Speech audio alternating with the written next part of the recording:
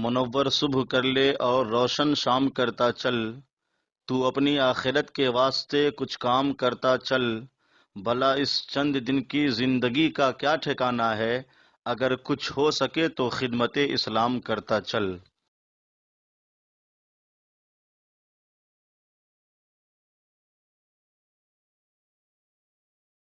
سورۃ البقرہ کے 25ویں رکوع کا آغاز ہے۔ دوسرے پارے کا یہ 9واں رکوع ہے۔ اس رکوع کی ابتدا حج سے ہے۔ جب آپ اس رکوع کا ترجمہ و تفسیر سنیں گے تو آپ کے ذہن میں حج کے ایام، منی، عرفات، مزدلفہ کی بہاریں ہوں گی۔ واقعی ایک حقیقت ہے کہ زندگی کے حسن و جمال ایک طرف ہیں اور حج کے ایام اور مدینہ شریف کی حاضری ایک طرف ہے۔ مدینہ شریف کی حاضری کی تو کیا ہی بات ہے، اور منی، عرفات، مزدلفہ میں جو بہاریں ہوتی ہیں، جو ایک دفعہ دیکھ لے بار بار یہ بہاریں یاد آتی ہیں۔ اور یہاں تکلیفوں میں بھی راحتیں ہیں، تکلیفوں میں بھی لذتیں ہیں۔ حج میں جسے جتنی زیادہ تکلیف ہوتی ہے اتنا ہی اس کا حج زیادہ یادگار ہوتا ہے۔ کیا وہ لمحات ہوتے ہیں جب حاجی صاحبان مکے سے منی جاتے ہیں اور پھر منی سے عرفات جاتے ہیں۔ ایک ہی لباس ہوتا ہے، یعنی حالت احرام میں احرام کی 2 چادریں ہوتی ہیں اور ہر طرف لبیک کی صدائیں ہوتی ہیں۔ پھر کیا وہ مناظر ہوتے ہیں جب میدان عرفات سے حاجی صاحبان مزدلفہ جاتے ہیں اور پھر مزدلفہ سے پھر منی آتے ہیں۔ پھر کنکریاں ماری جاتی ہیں، قربانی ہوتی ہے، بال کٹائے جاتے ہیں، احرام اتارے جاتے ہیں، پھر طواف زیارت، پھر 11-12 کی کنکریاں، پھر طواف رخصت، مدینہ شریف کی حاضری۔ اللہ تعالیٰ یہ مناظر ہمیں بار بار دیکھنا نصیب فرمائے، اس عقیدت کے ساتھ کہ اللہ تعالیٰ کریم ہے، رحیم ہے، ہماری لبیک کو قبول فرمائے اور ہمیں بار بار بلاوا نصیب فرمائے۔ بآواز بلند مل کر لبیک پڑھیں۔ لبیک اللہم لبیک، لبیک لا شریک لک لبیک، ان الحمد والنعمت لک والملک لا شریک لک، لبیک اللہم لبیک، لبیک لا شریک لک لبیک، ان الحمد والنعمت لک والملک لا شریک لک، لبیک اللہم لبیک، لبیک لا شریک لک لبیک، ان الحمد والنعمت لک والملک لا شریک لک۔ اللہ تعالی ہماری لبیک کو قبول و منظور فرمائے، ہمیں ہر سال اپنے کرم، اپنے فضل سے حج مقبول مبرور کی سعادت نصیب فرمائے۔ ارشاد فرمایا الحج اشہر معلومات، حج کے کئی مہینے ہیں جانے ہوئے، معلومات یعنی وہ مہینے معلوم ہیں لوگوں کو۔ شوال کا مہینہ، ذی قعدہ کا مہینہ اور ذی الحجہ کے ابتدائی 10 دن، یہ حج کے مہینے قرار دیے گئے ہیں۔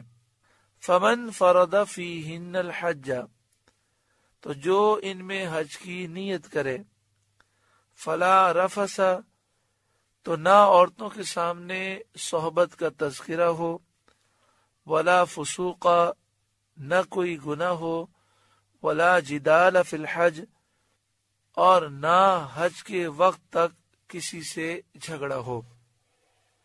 فلا رفث، رفث کے معنی اعلی حضرت امام اہل سنت نے تو جو فرمائے وہ آپ کی خدمت میں عرض کیے گئے کہ نہ عورتوں کے سامنے صحبت کا تذکرہ ہو۔ بعض مفسرین نے فرمایا رفث سے مراد ہر قسم کی بے حیائی ہے۔ جب حج کا احرام باندھ لے تو ہر قسم کی بے حیائی سے اجتناب کرے، اپنے خیالات کی حفاظت کرے، اپنی نگاہوں کی حفاظت کرے۔ ولا فسوق، کوئی گناہ نہ ہو، ولا جدال، کوئی جھگڑا نہ ہو، یعنی عام طور پر بسا اوقات ایسا ہوتا ہے کہ ہم حق پر ہوتے ہیں اور شریعت ہمیں جھگڑنے کی اجازت دیتی ہے، لیکن حج کے ایام میں جب حج کا احرام باندھا ہوا ہے تو خاص طور پر یہ حکم دیا گیا کہ اپنے آپ کو جھگڑے سے دور رکھیں، یہاں تک کہ آپ حق پر بھی ہوں پھر بھی جھگڑنے سے اپنے آپ کو محفوظ رکھیں۔ یہ تین چیزیں جب پائی جائیں تو اس کا حج مقبول ہو جاتا ہے۔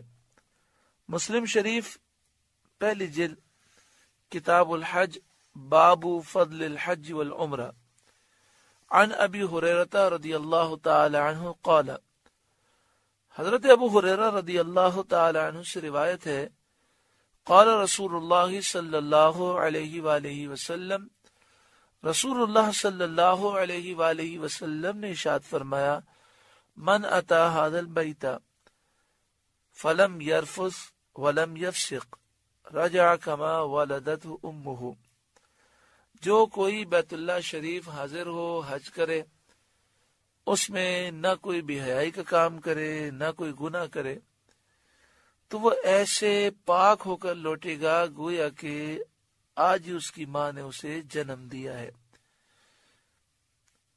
تو حج مقبول کی نشانی یہ ہے کہ بندہ بے حیائی سے، گناہ سے اور جھگڑے سے ایام حج میں، حالت احرام میں ان چیزوں سے دور رہے۔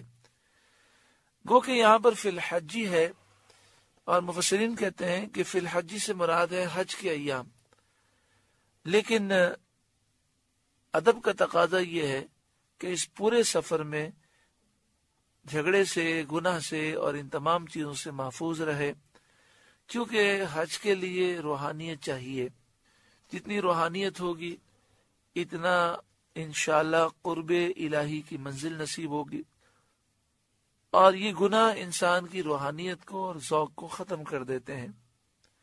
پھر جب حج سے کوئی شخص واپس آئے تو اس بات کا یقین رکھنا چاہیے کہ اللہ تعالیٰ نے اپنے کرم سے میرے سارے گناہ بخش دیے، اب کوشش کرنی چاہیے کہ دوبارہ گناہ نہ ہو، کیونکہ زندگی مختصر ہے، نہ جانے پھر کب یہ سعادت نصیب ہو۔ تو اللہ تعالیٰ نے فضل فرمایا، اور جب حج کر کے آ گئے تو اعلیٰ حضرت امام اہل سنت فرماتے ہیں، اس بات کا یقین رکھو کہ سارے گناہ معاف ہو چکے، اب نئی زندگی شروع کرنی ہے۔ جب گناہ معاف ہو چکے اور یہ اللہ تعالیٰ کا بہت بڑا فضل ہوا، تو اب دوبارہ نامہ اعمال میں گناہ لکھوانا بہت بڑی نادانی ہے۔ وما تفعلوا من خیر یعلمہ اللہ، جو کچھ تم بھلائی کرو گے اللہ اسے خوب جانتا ہے۔ وتزودوا، اور سامان سفر ساتھ لے جاؤ۔ فإن خیر الزاد التقوی، کہ سب سے بہتر توشہ پرہیزگاری ہے۔ یمن کے لوگ جب حج پر جاتے تھے تو سامان سفر اپنے ساتھ لے کر نہیں جاتے تھے۔ جب ان سے کہا جاتا تو وہ کہتے ہم اللہ پر بھروسہ کرنے والے ہیں، لیکن پھر صبر نہ ہو سکتا اور لوگوں سے بھیک مانگتے، اور بسا اوقات ضرورت محسوس ہوتی تو چوری بھی کر لیتے، غصب بھی کر لیتے۔ تو فرمایا کہ تقوی یہ بہترین سامان سفر ہے۔ سوال کرنا، چوریاں کرنا، غصب کرنا یہ تقوی کے خلاف ہے۔ تو جو ضرورت کی چیزیں ہیں وہ ساتھ لے کر جاؤ اور پھر اللہ پر بھروسہ کرو۔ تو ہمیں بھی چاہیے کہ جب ہم حج عمرے کے سفر پر جائیں تو کوشش کریں کہ اپنی ضرورت کی ساری چیزیں ساتھ رکھیں۔ صدر الشریعہ بدر الطریقہ حضرت علامہ مولانا مفتی امجد علی خان علیہ الرحمہ نے کتاب بحر شریعت میں بات لکھی، اور اعلیٰ حضرت امام اہل سنت نے بھی انوار البشارہ میں یہ بات لکھی کہ جب حج کے سفر پر جائے تو لوگوں کی ضرورت کی کچھ چیزیں زائد اپنے ساتھ رکھے اور لوگوں کی ضرورتیں پورا کرتا رہے، یہ حج مقبول کی نشانی ہے۔ یعنی ایسی چیزیں جن کا وزن کم ہوتا ہے اور لوگوں کو ضرورت پڑتی رہتی ہے تو وہ کچھ زائد رکھ لیں تاکہ لوگوں کی امداد ہو اور ان کی ضروریات پوری ہوں، تاکہ ہمارا حج بھی مقبول ہو۔ لوگوں سے سوال نہیں کرنا چاہیے، لیکن اگر کوئی سوال کرے تو دل میں خیال نہیں آنا چاہیے کہ اس نے مجھ سے سوال کیوں کیا. اگر ہو سکے تو اس کے سوال کو پورا کرنا چاہیے. اسی طرح آج کل حج پر جب لوگ جاتے ہیں تو بسا اوقات ان کی مختلف کمروں میں شیئرنگ ہوتی ہے. بعض لوگ تو فیملی کے ساتھ جاتے ہیں، اور بعض جو ہے وہ کسی کے ساتھ اس طرح جاتے ہیں کہ وہ خود اکیلے ہوتے ہیں، اور ایک کمرے میں 5 افراد ہیں، ان میں وہ شامل ہو جاتے ہیں. تو اس میں اس طرح لوگوں کی خدمت ہو سکتی ہے کہ محسوس ہوتا ہے کہ کمرے میں جو افراد ہیں ان کی جو ضروری چیزیں ہیں وہ انسان یا تو لے کر جائے یا وہیں سے خرید لے اور کمرے میں رکھ لے، پھر لوگ اسے استعمال کریں. جیسے کنگا ہے، تیل ہے، اسی طرح پانی ہے، اس طرح کی چیزیں کمرے میں رکھ لے اور لوگ استعمال کریں. تو اعلیٰ حضرت امام اہل سنت اور صدر الشریعہ کے حکم کے مطابق لوگوں کی اس طرح کی خدمت کرنے سے انشاءاللہ حج مقبول ہوگا. فَإِنَّ خَيْرَ الزَّادِ التَّقْوَى، بہترین زاد راہ ہے، توشہ سفر ہے، وہ تقوی ہے. انسان کو چاہیے کہ جب وہ یہاں سے نکلے تو سچی پکی توبہ کر کے نکلے اور اپنے دل میں اللہ کا خوف پیدا کرے، کیونکہ اس سفر میں جہاں دیگر سامان کی ضرورت ہے، سب سے اہم چیز اس کے دل میں تقوی ہو. بعض لوگ یہاں سے توبہ نہیں کرتے اور کہتے ہیں حج کے بعد پھر گناہوں سے دور رہیں گے. تو اللہ تعالیٰ نے اتنا مبارک سفر عطا فرمایا، تو جانے سے پہلے انسان سچی پکی توبہ کر کے جائے. کسی کا قرضہ لیا ہے تو وہ واپس کر کے جائے، اگر واپس کرنے کی طاقت نہیں تو اس سے اجازت لے کر جائے.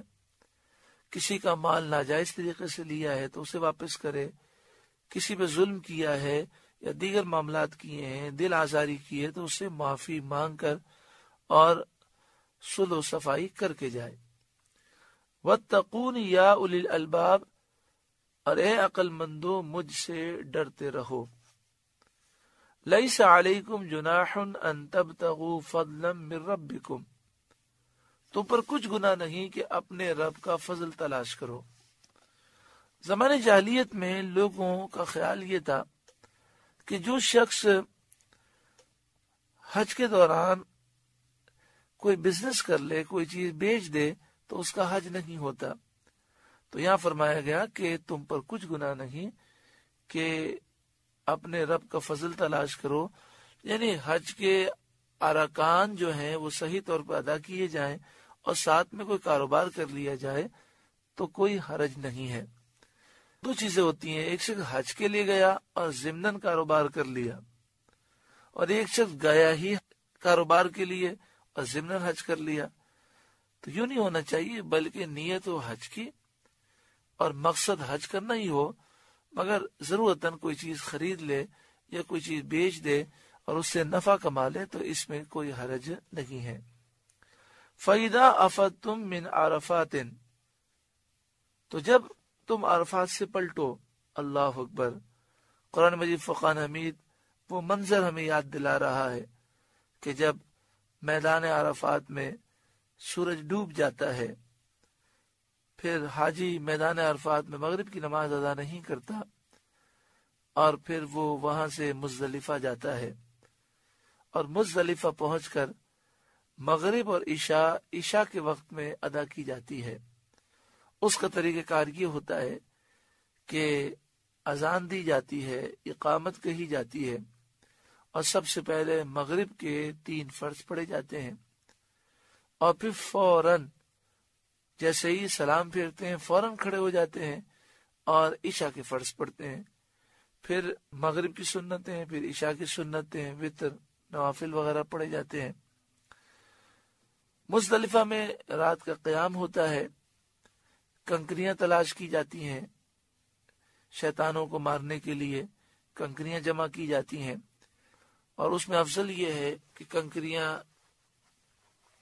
کھجور کی گٹھلی کی سائز کی ہوں اور انہیں لے کر دھو لیا جائے اور دھونے کے بعد سکھا لیا جائے اور اپنے پاس محفوظ رکھا جائے. جسے 12 تک رمی کرنی ہو تو اسے چاہیے کہ وہ 49 کنکریاں جمع کر لے اور جسے 13 کی بھی رمی کرنی ہو تو اسے چاہیے کہ وہ 70 کنکریاں جمع کر لے، کچھ زائد رکھ لیں تو بہت اچھا ہے۔ پھر کچھ آرام کرنا چاہیں تو آرام کر لیں، تہجد کے لیے اٹھ جائیں، ورنہ کم از کم فجر وقت میں ادا کریں۔ وہاں رش ہوتا ہے تو کچھ جلدی اٹھیں اور وضو کر کے فجر کی نماز وقت میں ادا کر کے، وہاں افضل یہ ہوتا ہے کہ فجر کی نماز اول وقت میں ادا کریں، جیسے ہی فجر کا وقت شروع ہو فجر کی نماز پڑھ لی جائے، اور پھر فجر کا جو پورا وقت ہے اس میں اللہ تعالیٰ کا ذکر کیا جائے، دعائیں مانگی جائیں، کہ یہ قبولیت دعا کا اہم وقت ہے۔ اور پھر جب سورج نکلنے کے قریب ہو تو پھر وہاں سے حجاج مزدلفہ سے مینا کی طرف روانہ ہوتے ہیں، لیکن اگر کوئی فجر کی نماز پڑھ کر فوراً نکلنا چاہے تو اس کی بھی اجازت ہے۔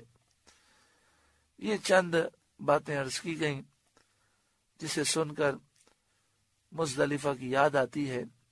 فَإِذَا أَفَضْتُم مِّنْ عَرَفَاتٍ، تو جب تم عرفات سے پلٹو، فَاذْكُرُوا اللَّهَ عِندَ الْمَشْعَرِ الْحَرَامِ، تو اللہ کو یاد کرو مشعر حرام کے پاس۔ مشعر حرام کے پاس ایک مسجد بنی ہے، مسجد مشعر حرام۔ مزدلفہ میں جو مسجد موجود ہے یہ مشعر حرام کے قریب ہے، تو یہاں مراد عند المشعر الحرام سے مراد ہے میدان مزدلفہ میں اللہ کو یاد کرو، مغرب اور عشاء ملا کر ادا کرو اور اللہ کا ذکر کرو، فجر کی نماز ادا کرو۔ وَاذْكُرُوا كَمَا هَدَاكُمْ، اس کا ذکر کرو جیسے اس نے تمہیں ہدایت فرمائی۔ وَإِن كُنتُم مِّن قَبْلِهِ لَمِنَ الضَّالِّينَ، اور بے شک تم اس سے پہلے گمراہ تھے، اللہ نے تمہیں ہدایت دے دی۔ اللہ تعالی ہمیں حج مقبول و مبرور نصیب فرمائے اور ہمیں حج کی سعادت بار بار نصیب فرمائے۔ الترغیب و ترغیب کتاب الحج میں ہے، دوسری جلد صفحہ نمبر 106۔ حضرت ابو موسیٰ رضی اللہ تعالیٰ عنہ راوی ہیں، رفعہ الی النبی صلی اللہ علیہ وسلم الحاج یشفع فی 400 من اہل بیت۔ حضرت ابو موسیٰ اشعری رضی اللہ تعالیٰ عنہ فرماتے ہیں کہ نبی اکرم صلی اللہ علیہ وسلم نے فرمایا، حاجی اپنے خاندان کے 400 افراد کی شفاعت کرے گا جس کا حج مقبول ہو گیا۔ اور اسی الترغیب و ترغیب دوسری جلد صفحہ نمبر 108 کتاب الحج میں ہے، قال رسول اللہ صلی اللہ علیہ وآلہ وسلم، رسول اللہ صلی اللہ علیہ وآلہ وسلم نے فرمایا، یغفر للحاج ولمن استغفر له الحاج، حاجی کی بخشش کر دی جاتی ہے اور حاجی جس کے لیے بخشش کا سوال کرے اللہ تعالیٰ اسے بھی بخش دیتا ہے، اس کی بھی بخشش اور مغفرت ہو جاتی ہے۔ اس لیے جب ہم حج پر جائیں تو اپنے لیے مغفرت کا سوال کریں اور اپنے بھائیوں، دوست، احباب، رشتہ داروں کے لیے مغفرت کا سوال کریں۔ جب کوئی حج کے لیے جا رہا ہو تو ہمیں چاہیے کہ ہم اسے یہ کہیں کہ مجھے دعا میں یاد رکھنا اور میرے لیے مغفرت کی دعا کرنا۔ ثم افیدوا من حیث افاد الناس، پھر بات یہ ہے کہ اے قریشیوں تم بھی وہیں سے پلٹو جہاں سے لوگ پلٹتے ہیں۔ قریش کے لوگ مینا سے عرفات نہیں جاتے تھے، بلکہ مینا اور عرفات کے درمیان جو مزدلفہ ہے وہیں پر ٹھہر جاتے، مینا سے نکلتے اور مزدلفہ پر رک جاتے۔ لوگ سارے عرفات جاتے اور جب عرفات سے لوگ واپس آ کر مزدلفہ پہنچتے اور مزدلفہ سے جب مینا کی طرف لوگ روانہ ہوتے تو لوگوں کے ساتھ یہ مزدلفہ سے مینا آ جاتے۔ جب ان سے پوچھا جاتا کہ عرفات کیوں نہیں جاتے تو کہتے کہ ہمارا قبیلہ بہت اعلیٰ ہے، ہمیں عرفات جانے کی ضرورت نہیں ہے، ہماری شان بہت بلند و بالا ہے، ہم صرف مزدلفہ جاتے ہیں اور مزدلفہ سے ہی واپس ہو جاتے ہیں۔ تو ان کا اس میں رد کیا گیا اور فرمایا گیا کہ تم عرفات جاؤ اور وہاں سے پلٹو۔ یہ بات یاد رکھیے گا کہ اگر پیدل کوئی سفر کرتا ہے اور ترتیب سے دیکھا جائے تو پہلے مینا ہے، پھر مزدلفہ ہے، پھر عرفات ہے۔ تو جب مینا سے عرفات جاتے ہیں تو بیچ میں مزدلفہ آتا ہے، حاجی مینا سے عرفات جاتا ہے تو مزدلفہ میں قیام نہیں کرتا، اور پھر جب عرفات سے واپس آتا ہے تو مزدلفہ میں قیام کر کے پھر مینا واپس آتا ہے۔ وَاسْتَغْفِرُ اللَّهَ، اور اللہ تعالیٰ سے معافی مانگو، ان اللہ غفور الرحیم، بے شک اللہ بخشنے والا مہربان ہے۔ فَإِذَا قَضَيْتُم مَنَاسِكَكُمْ، پھر جب تم اپنے حج کے کام پورے کر چکو۔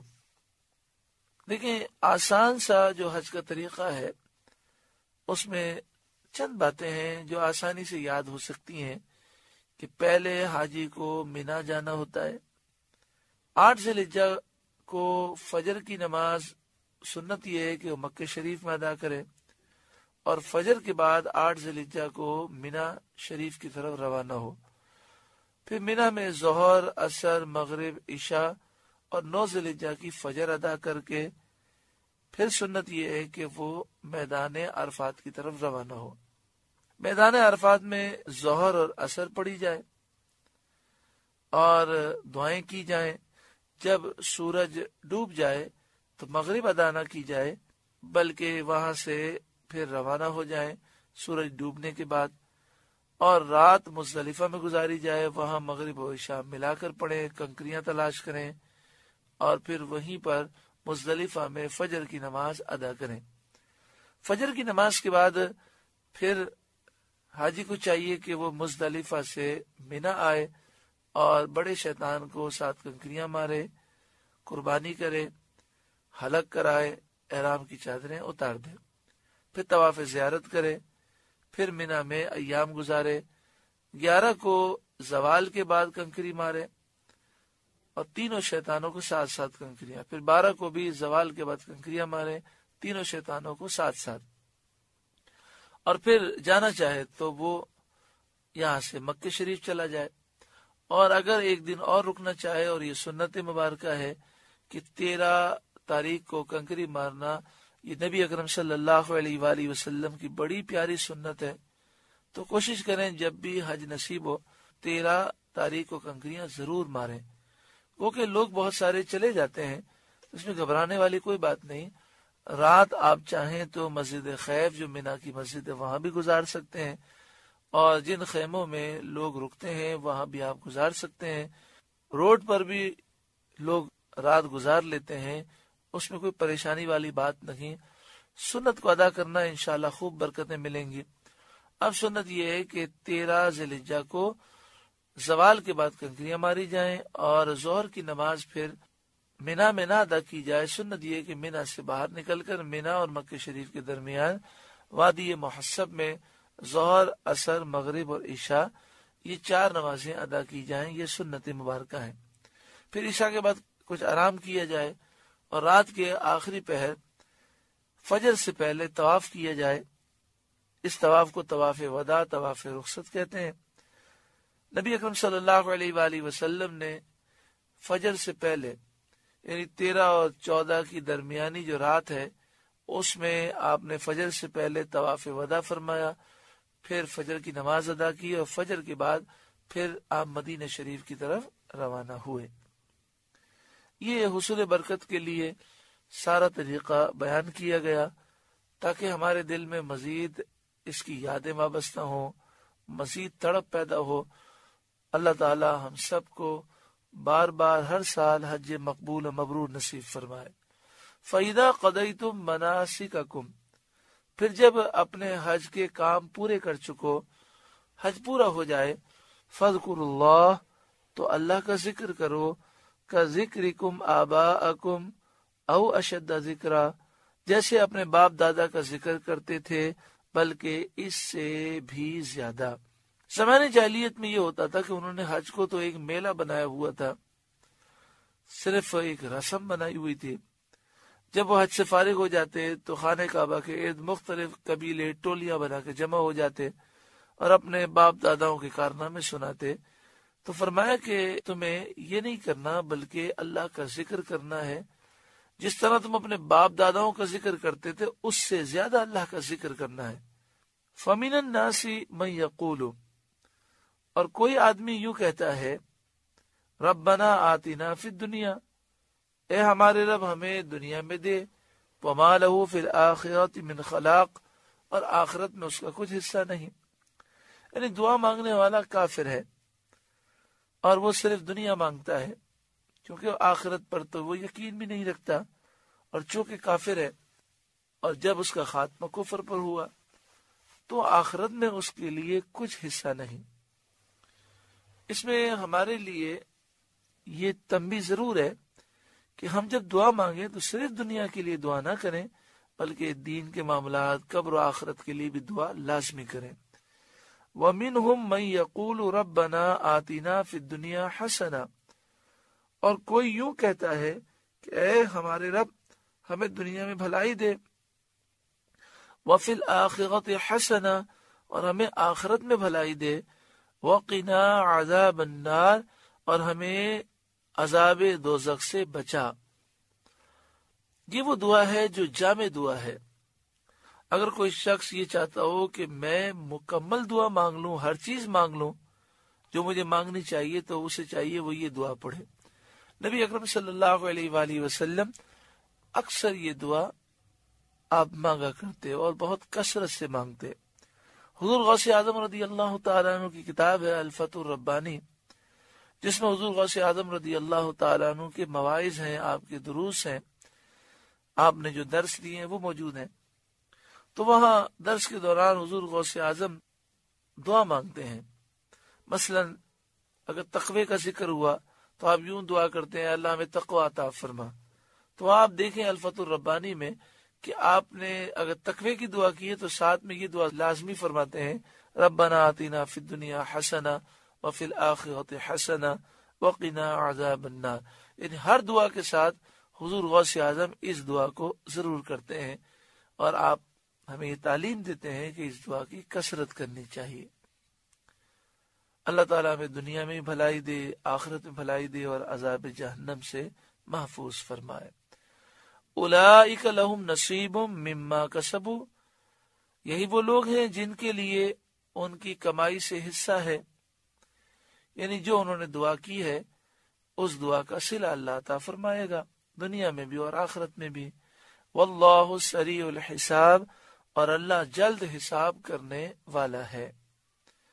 وَاذْكُرُوا اللَّهَ فِي أَيَّامٍ مَعْدُودَاتٍ، اور اللہ کی یاد کرو گنے ہوئے دنوں میں۔ ایام معدودات سے مراد ایام تشریق ہیں، تو اس میں ہر نماز کے بعد تکبیر تشریق پڑھی جاتی ہے، 9 ذی الحجہ سے لے کر 13 ذی الحجہ کی عصر تک۔ اللہ اکبر اللہ اکبر، لا الہ الا اللہ، واللہ اکبر اللہ اکبر وللہ الحمد۔ وہ نماز جو جماعت سے پڑھی گئی، اس میں ہر نماز کے بعد 1 دفعہ پڑھنا واجب ہے اور 3 دفعہ پڑھنا افضل ہے۔ یہ حاجیوں کے لیے بھی یہی حکم ہے، اور جو حج پر نہیں جا سکتے تو ان کے لیے بھی یہی حکم ہے، 9 ذی الحجہ سے لے کر 13 ذی الحجہ کی عصر تک۔ اور دوسرے یہ کہ ان ایام میں شیطانوں کو کنکریاں ماری جاتی ہیں، اور کنکریاں مارتے وقت کہا جاتا ہے بسم اللہ اللہ اکبر۔ پھر ان ایام میں مینا میں انسان قیام کرے، نمازیں ادا کرے، قرآن پاک کی تلاوت کرے، اللہ کا ذکر کرے۔ وَاذْكُرُوا اللَّهَ فِي أَيَّامٍ مَعْدُودَاتٍ، اور اللہ کی یاد کرو گنے ہوئے دنوں میں۔ ایام معدودات کے بارے میں تفسیر خازن میں حضرت علامہ خازن رضی اللہ تعالیٰ عنہ نے لکھا کہ ایام معدودات سے مراد 11 ذی الحجہ، 12 اور 13 ذی الحجہ ہے۔ اور اس قول کے راوی حضرت عبداللہ بن عمر، حضرت عبداللہ بن عباس، حضرت حسن بصری، حضرت عطا، حضرت مجاہد، حضرت قتادہ ہیں۔ ان کا یہ موقف تھا کہ ایام معدودات سے مراد 11 ذی الحجہ، 12 اور 13 ذی الحجہ ہے۔ فمن تعجل فی یومین، تو جو جلدی کر کے 2 دن میں چلا جائے، فلا اسم علیہ، اس پر کچھ گناہ نہیں۔ یعنی 11 اور 12 کو رمی کرنے کے بعد، 12 تاریخ کو رمی کرنے کے بعد وہ چلا جائے اور 13 کی رمی نہ کرے تو کوئی حرج نہیں۔ ومن تاخر، اور جو رہ جائے، فلا اسم علیہ، تو اس پر بھی کوئی گناہ نہیں۔ بعض لوگ یہ کہتے تھے کہ جس نے 13 کی رمی کی اس کو حج کا ثواب نہیں ملے گا، اور بعض کہتے تھے جس نے 13 کی رمی نہیں کی وہ حج کی قبولیت سے محروم ہو جائے گا۔ تو قرآن مجید فرقان حمید نے دونوں کا رد کیا، 13 کی رمی کرنا ضروری نہیں، اگر کریں تو فضیلت ہے اور نہ کریں تو بھی کوئی حرج نہیں۔ مگر جب انسان حج کے لیے گیا ہے تو پھر اس سنت سے محرومی کیوں ہو؟ تو چاہیے کہ وہ 13 کی رمی ضرور کرے تاکہ یہ فضیلتیں حاصل ہوں۔ لمن اتقا، اس کے لیے جو پرہیزگار ہو، یعنی غرور اور تکبر کے ساتھ وہاں پر قیام کرنا اور فخر کرنا، جی ہم نے 13 کی رمی کی، تو اسے تو فضیلت نہیں نصیب ہوگی۔ یا وہ یہاں قیام کے دوران کسی پہ ظلم کرے، تو یہ چیزیں تو غلط ہے۔ وہ قیام کرے، اگر 13 کی رمی کرے، کسی پہ ظلم نہ کرے، غرور تکبر نہ ہو، فخر و ریا نہ ہو، اور اگر جلدی چلا جائے تو بھی جاتے ہوئے ان لوگوں کو ملامت نہ کرے کہ جو نہیں آتے، تو نہ جانے والوں کو ملامت کیا جائے اور نہ ٹھہرنے والوں کو ملامت کیا جائے۔ واتقوا اللہ، اور اللہ سے ڈرتے رہو۔ وَاعْلَمُوا أَنَّكُمْ إِلَيْهِ تُحْشَرُونَ، اور خوب جان لو کہ تمہیں اللہ ہی کی طرف اٹھنا ہے۔ اب اگلی آیت کریمہ میں یہ درس دیا جا رہا ہے کہ بعض لوگ بات کرنے کے بڑے میٹھے ہوتے ہیں اور بات کرنے کا انہیں بڑا فن آتا ہے، لیکن دل کے وہ اچھے نہیں ہوتے۔ خاص طور پر جو بد عقیدہ ہے، بد مذہب ہیں، منافق ہیں، ان کا طریقہ کار یہی ہوتا ہے کہ وہ بڑی میٹھی بات کرتے ہیں لیکن دل میں ان کے ایمان نہیں ہوتا، اور وہ ہمارے ایمان کے بھی دشمن ہوتے ہیں۔ تو اس لیے کسی کی ظاہری باتوں سے متاثر نہیں ہونا چاہیے، اور ہمیں اپنے ایمان کی اور دیگر معاملات کی حفاظت کرنی چاہیے۔ وَمِنَ النَّاسِ مَن يُعْجِبُكَ قَوْلُهُ فِي الْحَيَاةِ الدُّنْيَا، اور بعض آدمی وہ ہیں کہ دنیا کی زندگی میں اس کی بات تمہیں بھلی معلوم ہوتی ہے۔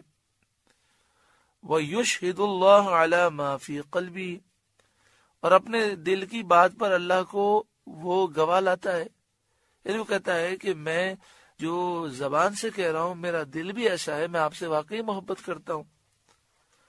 وَهُوَ أَلَدُّ الْخِصَامِ، حالانکہ وہ سب سے بڑا جھگڑالو ہے۔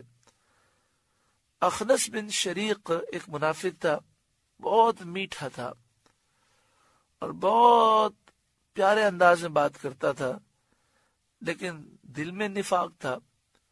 تو وہ آیا مدینہ شریف میں، سب سے بہت اچھی باتیں کی، اور پھر جب گیا اس نے جو ہے قتل و غارت گری کی، کھیتیوں کو جلا دیا اور جانور چوری کر کے وہ لے گیا۔ وَإِذَا تَوَلَّى سَعَىٰ فِي الْأَرْضِ لِيُفْسِدَ فِيهَا، اور جب پیٹ پھیرے تو زمین میں فساد ڈالتا پھرے۔ وَيُهْلِكَ الْحَرْثَ وَالنَّسْلَ، اور کھیتی اور جانیں تباہ کرے۔ وَاللَّهُ لَا يُحِبُّ الْفَسَادَ، اور اللہ فساد سے راضی نہیں ہوتا، اللہ فساد کو پسند نہیں فرماتا۔ وَإِذَا قِيلَ لَهُ اتَّقِ اللَّهَ، اور جب اس سے کہا جائے اللہ سے ڈرو، أَخَذَتْهُ الْعِزَّةُ بِالْإِثْمِ، تو اسے گناہ کی ضد اور چڑھے، یعنی وہ نصیحت پر غور نہیں کرتا، ماننے کے لیے تیار ہی نہیں ہوتا۔ فَحَسْبُهُ جہنم، ایسے کو جہنم عذاب دینے کے لیے کافی ہے۔ وَلَبِئْسَ الْمِہَادُ، اور وہ ضرور بہت برا بچھونا ہے، بہت برا ٹھکانہ ہے۔ اگلی آیت کریمہ میں حضرت صہیب رومی رضی اللہ تعالیٰ عنہ کے واقعے کی طرف اشارہ موجود ہے۔ حضرت صہیب رومی رضی اللہ تعالیٰ عنہ آپ ہجرت کے لیے مکہ شریف سے نکلے مدینہ شریف کے لیے۔ راستے میں کافروں نے آپ کا تعاقب کیا اور چاروں طرف سے آپ کو گھیر لیا۔ تو آپ نے فرمایا دیکھو میرے ترکش میں جتنے تیر ہیں، تم جانتے ہو کہ میں بہترین تیر انداز ہوں، جب تک تیر ہیں تم میں سے کوئی میرے قریب نہیں آ سکتا، جب تیر ختم ہو جائیں گے تو پھر میرے ہاتھ میں تلوار ہوگی، اور تم جانتے ہو کہ میں تلوار چلانے کا بہت ماہر ہوں۔ جب تک تلوار میرے ہاتھ میں ہوگی تم مجھ پر قابو نہیں پا سکو گے، پھر تم مجھ پر قابو پاؤ گے، اس سے پہلے تم اپنا بہت زیادہ نقصان کر چکے ہوگے اور کئی لوگ تم میں سے ہلاک ہو چکے ہوں گے۔ تو آؤ ہم ایک سودا کر لیتے ہیں۔ انہوں نے کہا کہ کیا سودا کرنا ہے؟ آپ نے فرمایا کہ تم مجھے جانے دو، میں اس کے بدلے میں اپنا وہ مال دے دیتا ہوں جو میں نے ایک جگہ پر دفن کیا ہے۔ انہوں نے کہا ٹھیک ہے، آپ ہمیں مال بتا دیں، ہم آپ کو جانے دیتے ہیں۔ تو آپ نے انہیں مال بتا دیا، وہ گئے اور انہوں نے آپ کا سارا مال وہاں سے لے لیا، یعنی زندگی بھر کی جمع پونجی آپ نے انہیں دے دی، اور اس کے بدلے میں آپ نے ہجرت کو اختیار کیا۔ جب سرکار دو عالم صلی اللہ علیہ وآلہ وسلم کی بارگاہ میں پہنچے تو پیارے آقا صلی اللہ علیہ وآلہ وسلم نے ان کے اس عمل کی تعریف فرمائی۔ یہ ارشاد فرمایا کہ تمہاری یہ جاں فروشی بڑی نافع تجارت ہے، یعنی تم نے جو یہ قربانی دی بہت نفع والی تجارت کی ہے۔ اس پر آیت کریمہ نازل ہوئی، وَمِنَ النَّاسِ مَن يَشْرِي نَفْسَهُ ابْتِغَاءَ مَرْضَاتِ اللَّهِ، اور کوئی آدمی اپنی جان بیچتا ہے اللہ کی مرضی اور رضا چاہنے کے لیے، یعنی وہ اپنا سب کچھ قربان کر دیتا ہے اس لیے کہ اللہ راضی ہو جائے۔ وَاللَّهُ رَؤُوفٌ بِالْعِبَادِ، اور اللہ بندوں پر مہربان ہے۔ حضرت عبداللہ بن سلام رضی اللہ تعالیٰ عنہ یہودیوں کے بہت بڑے عالم تھے۔ جب اسلام لے آئے تو انہوں نے سوچا کہ یہودی مذہب میں ہفتے کی تعظیم کرتے تھے اور اس روز شکار وغیرہ سے اجتناب لازم سمجھتے تھے، ہفتے کے دن کوئی دنیاوی کام کرنا ممنوع ہوتا تھا۔ اب میں اسلام لے آیا ہوں تو ہفتے کے دن شکار کرنا یا کوئی دنیاوی کام کرنا اسلام میں کوئی ضروری تو نہیں ہے، تو میں ہفتے کے دن شکار سے بھی بچوں گا اور دنیاوی کاموں سے بھی بچوں گا، تو اسلام پر بھی عمل ہو جائے گا اور یہودی مذہب پر بھی عمل ہو جائے گا۔ اسی طرح یہودی مذہب میں یہ تھا، اونٹ کا گوشت اور دودھ سے اجتناب لازمی تھا، تو آپ نے سوچا کہ اونٹ کا گوشت اور دودھ جو ہے یہ اسلام میں کوئی پینا کوئی ضروری تو نہیں، اور نہ اونٹ کا گوشت کھانا ضروری ہے، تو میں اجتناب کروں گا تاکہ دونوں پر عمل ہو جائے۔ اب معاملہ یہ تھا کہ کوئی شخص اگر ساری زندگی اونٹنی کا دودھ نہ پیے، اونٹ کا گوشت نہ کھائے، ہفتے کے دن وہ چھٹی کرے، تو شرعی طور پر اس پر کوئی ممانعت نہیں ہے، لیکن کسی دوسری تہذیب سے متاثر ہو کر یہ کرے تو اسلام اس کو پسند نہیں فرماتا۔ اسلام یہ چاہتا ہے کہ مسلمان صرف اسلام سے متاثر رہیں اور کسی تہذیب کلچر کو وہ نہ اپنائیں، ان سے وہ متاثر نہ ہوں۔ اس پر یہ آیت کریمہ نازل ہوئی، یا ایھا الذین آمنوا ادخلوا فی السلم کافہ، اے ایمان والو اسلام میں پورے داخل ہو جاؤ۔ سوچنے کی بات ہے، اگر یہودیوں کی تقلید میں وہ ہفتے کے دن کچھ کام کاج نہیں کرتے تو شرعی طور پر ہفتے کے دن کام کاج نہ کرنا کوئی گناہ تو نہیں ہے، مگر فرمایا گیا اے ایمان والوں ایسا مت سوچو، اسلام میں پورے داخل ہو جاؤ۔ تو ذرا سوچیں، جو لوگ یہودی یا عیسائی یا ہندو کلچر، ان کی تہذیبیں، ان کے رسم و رواج اپناتے ہیں اور ایسے رسم و رواج اور ایسی تہذیب اپناتے ہیں جو گناہ ہے شریعت میں، تو آپ سوچیں کہ انہیں کس قدر نحوست ملتی ہوگی۔ وَلَا تَتَّبِعُوا خُطُوَاتِ الشَّيْطَانِ، اور شیطان کے قدموں پر نہ چلو، اِنَّهُ لَكُمْ عَدُوٌّ مُبِينٌ، بے شک وہ تمہارا کھلا دشمن ہے۔ آج شادیوں میں کیا ہوتا ہے؟ آج شادیوں میں لوگ انڈین فلمیں دیکھتے ہیں یا امریکی چینل دیکھتے ہیں اور وہاں مختلف تہذیب رسومات وہ دیکھتے ہیں اور یہاں پر کہتے ہیں ہم بھی اسی طرح کریں گے۔ اللہ اکبر، یعنی رسول اللہ صلی اللہ علیہ وآلہ وسلم کے طریقے کو چھوڑ کر یہود و نصارہ اور ہندوؤں کے طریقے کو اپناتے ہیں، حالانکہ اللہ تعالیٰ نے شادی کا موقع دیا، کتنا خوشی کا موقع ہے، شکر کرنے کے بجائے نافرمانی کی جائے، انتہائی افسوسناک بات ہے۔ فَإِن زَلَلْتُم مِّن بَعْدِ مَا جَاءَتْكُمُ الْبَيِّنَاتُ، اور اگر اس کے بعد بھی تم پھسل گئے کہ تمہارے پاس روشن حکم آ چکے، فَاعْلَمُوا أَنَّ اللَّهَ عَزِيزٌ حَكِيمٌ، تو خوب جان لو اللہ زبردست حکمت والا ہے۔ هَلْ يَنظُرُونَ، کس چیز کا وہ انتظار کر رہے ہیں؟ کیوں ایمان نہیں لاتے؟ کیوں اللہ کے حضور جھکتے نہیں ہیں؟ إِلَّا أَن يَأْتِيَهُمُ اللَّهُ فِي ظُلَلٍ مِّنَ الْغَمَامِ، مگر یہی کہ وہ انتظار کر رہے ہیں کہ اللہ کا عذاب آئے چھائے ہوئے بادلوں میں، والملائکہ، اور فرشتے اتریں، وقضی الامر، اور کام ہو چکے، فیصلہ کر دیا جائے، یعنی یہ ایمان نہیں لاتے، انتظار کر رہے ہیں کہ جب چھائے ہوئے بادلوں میں اللہ کا عذاب آئے گا، فرشتے موت کے اتریں گے اور انہیں برباد کر دیا جائے گا، پھر یہ ایمان لائیں گے، اس وقت کا ایمان قبول نہ کیا جائے گا۔ وَإِلَى اللَّهِ تُرْجَعُ الْأُمُورِ، اور سب کاموں کی رجوع اللہ ہی کی طرف ہے، سب اللہ کے حکم سے ہوتا ہے۔ الحمدللہ سورہ بقرہ کا 25واں رکوع مکمل ہوا۔ اللہ تعالیٰ اس رکوع کی برکتوں سے مالا مال فرمائے۔ حج کا ذکر ہوا، اللہ تعالیٰ اسی سال ایام حج میں، حالت احرام میں، منا، عرفات، مزدلفہ میں لبیک کی صدائیں لگانے کی ہمیں سعادت نصیب فرمائے۔ اللہ تعالیٰ ہمیں ہر سال حج مقبول و مبرور نصیب فرمائے، بار بار عمرہ مقبول عطا فرمائے، ہر سال رمضان المبارک میں عمرہ مقبول عطا فرمائے، بار بار مدینہ شریف میں سرکار دو عالم صلی اللہ علیہ وسلم کے در کی بار بار مقبول حاضری نصیب فرمائے، آمین بجاہ سید المرسلین صلی اللہ علیہ وآلہ وسلم۔